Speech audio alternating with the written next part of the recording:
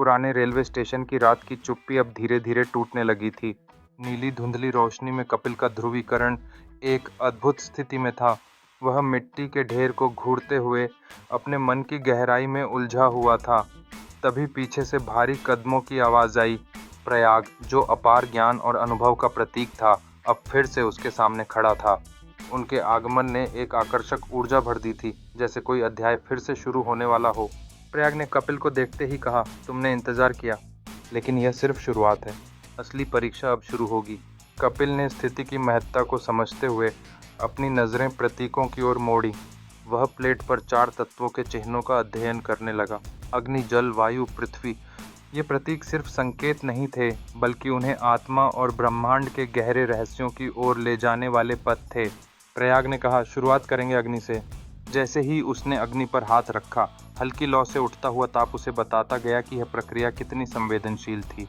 यह पहला कदम था, और जैसे ही वह सफल हुआ, कपिल ने अपने अंदर एक नई उमंग महसूस की। अब जल, प्रयाग ने कहा और उसके कंधे पर रेत गिराई। जल का स्पर्श मिला और प्लेट झलकने लगी, जैसे उसके भीतर एक नई जीवन शक्ति भरी हो। फिर आया वायु का समय। कपिल ने अपनी सांस पर ध्यान केंद्रित किया। हवा की सरसराहट उसे अज्ञात की ओर खींच रही थी।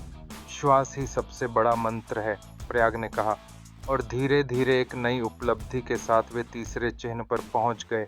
प्रतीकों की सुनहरी धारणा उसके जीवन में एक नई क्रांति लेकर आई। आखिरकार पृथ्वी का समय आया। मिट्टी का स्पर्श अंतिम पुष्टि था। जब प्रयाग ने मिट्टी प्लेट पर बिछाई, तो एक शांतिपूर्ण दृश्य उभरा। अचानक दरवाजा ने खुलना शुरू किया। नीली रोशनी में भरी सीढ़ियां अब उन्हें निमंत्रित कर रही थीं। कपिल ने उससे पूछा, क्या हम अब अंदर जा सकते हैं? प्रयाग ने सख्त स्वर में उत्तर दिया, इसमें जाना आसान है, लेकिन लौटना कठिन है। यह अंतिम चेतावनी उनके मन में गूंज गई। दोनों ने एक दूसरे की नज़रों में आत्मविश्वास पाया, जो उन्हें आगे बढ़ने के लिए प्रेरित कर रहा था।